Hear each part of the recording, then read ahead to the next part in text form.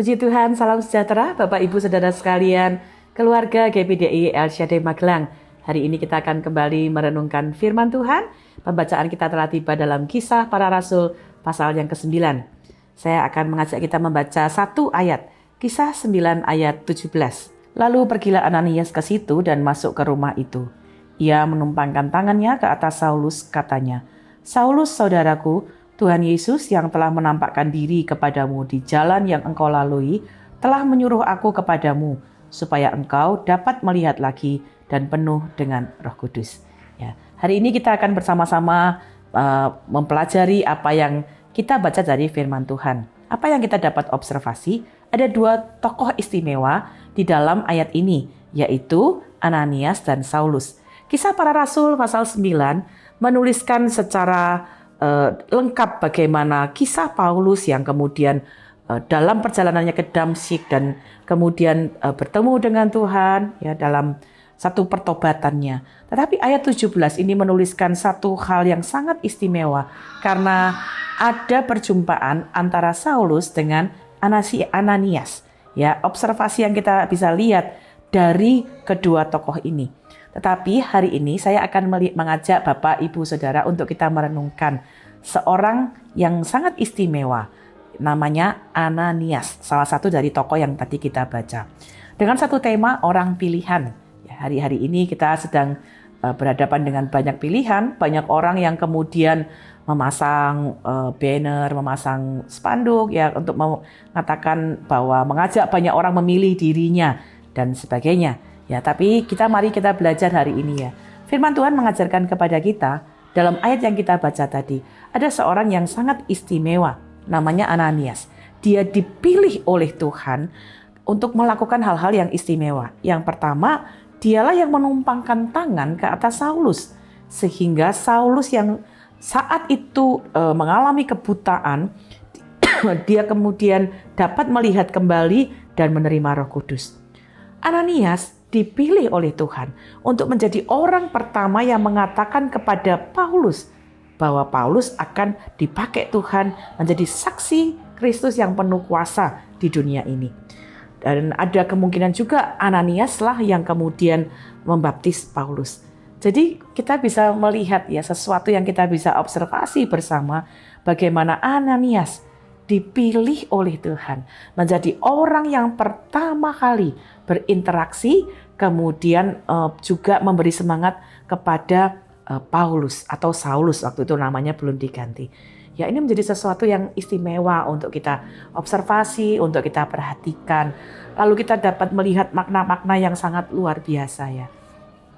Mengapa Ananias menjadi seorang yang sangat luar biasa dan dia bisa dipilih Tuhan untuk melakukan hal-hal yang istimewa tadi ya. Kita tahu Saulus atau kemudian menjadi Paulus akhirnya menjadi seorang rasul yang sangat luar biasa, tetapi itu dimulai dengan adanya seorang Ananias. Nah, mari kita lihat apa yang membuat Ananias menjadi orang yang dipilih oleh Tuhan untuk melakukan hal-hal yang luar biasa. Ananias itu bukan orang yang terkenal. Ananias bukan orang yang sering kali ditulis ya. Dia tidak disebutkan cukup banyak di dalam Alkitab kecuali dalam peristiwa yang kita baca.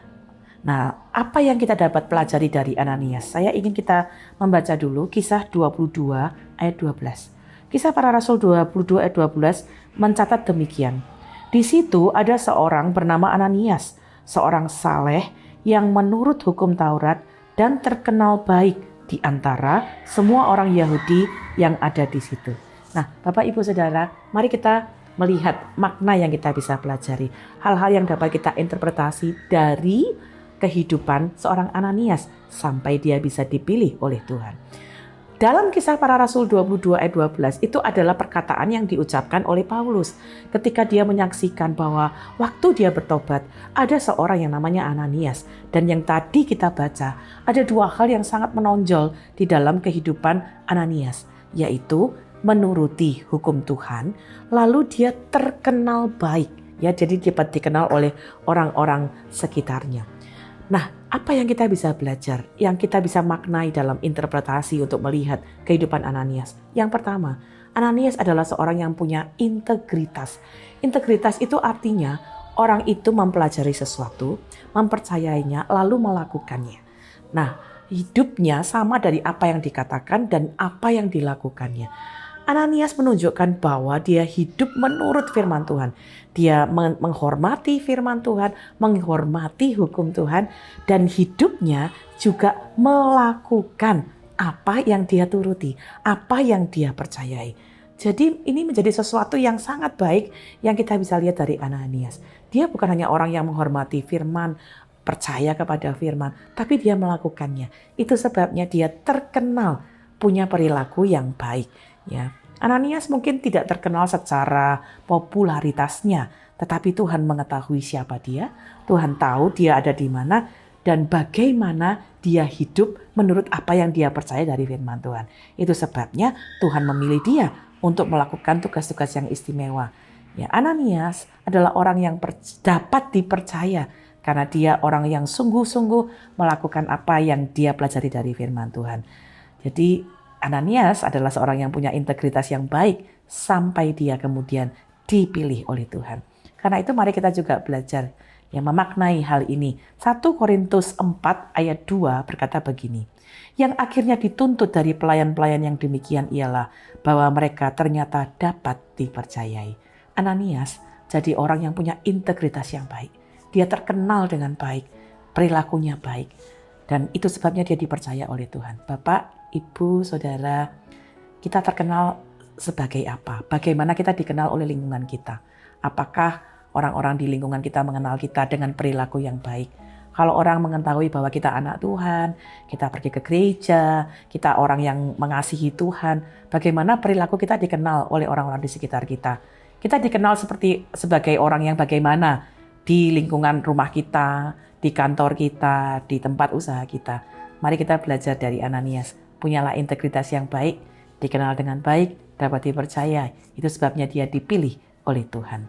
Kedua, Ananias dalam Kisah pasal 9 ayat 10 tercatat demikian. Di Damsyik ada seorang murid Tuhan bernama Ananias. Firman Tuhan kepadanya dalam suatu penglihatan. Ananias, jawabnya, ini aku Tuhan. Ya, Ananias tertulis di sini adalah orang yang ketika ada firman Tuhan berkata memanggil namanya Ananias, ya datang kepadanya dalam suatu penglihatan. Dia segera menjawab, ini aku Tuhan. Ya, Ananias adalah orang yang siap sedia. Ya, mungkin saya dapat katakan dengan kalimat yang lain, cepat tanggap terhadap apa yang Tuhan ingin dia lakukan. Ya, ketika Tuhan membutuhkan seseorang untuk melayani Saulus dari Tarsus, ya Tuhan itu menemui Ananias dalam penglihatan. Dan tanggapan dari Ananias itu adalah tanggapan yang cepat. Dia berkata, aku di sini Tuhan, ini aku. Ya, ini sesuatu yang sangat luar biasa. Ya, mungkin saat ini Tuhan tidak lagi bicara seperti saat bicara sama Ananias di dalam penglihatan atau dalam mimpi atau suara yang kita bisa dengar. Tapi Tuhan itu bisa bicara melalui firman-Nya. Mungkin ada yang Tuhan taruh dalam hidup kita, ya. Tuhan ingin kita kerjakan, mungkin itu terlintas di pikiran kita, di hati kita. Mari kita miliki hati yang lembut.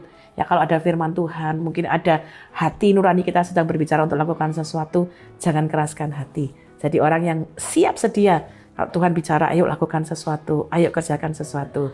Mari kita menjadi seperti Ananias. Ini aku Tuhan, aku siap lakukan apa yang Engkau kehendaki.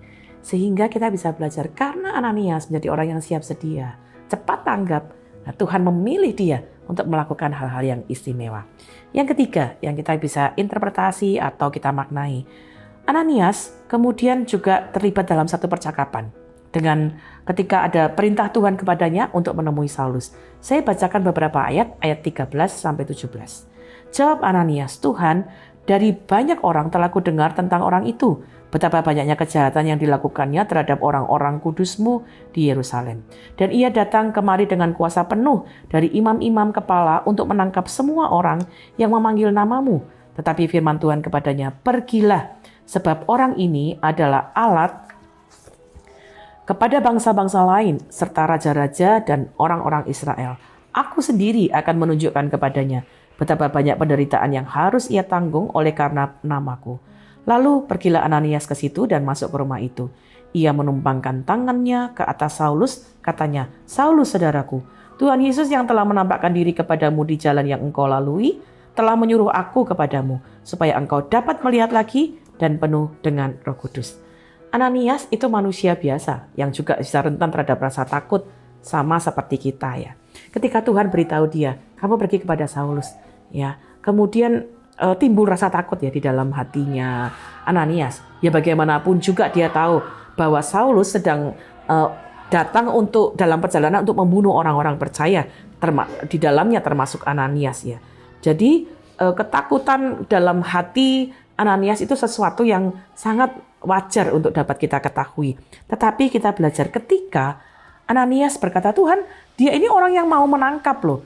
Ya, lalu perhatikan, Tuhan berkata begini, kamu tidak perlu takut, aku sendiri yang akan kemudian mengerjakan sesuatu atas kehidupan Saulus. Nah, ini yang kemudian dipercayai oleh Ananias.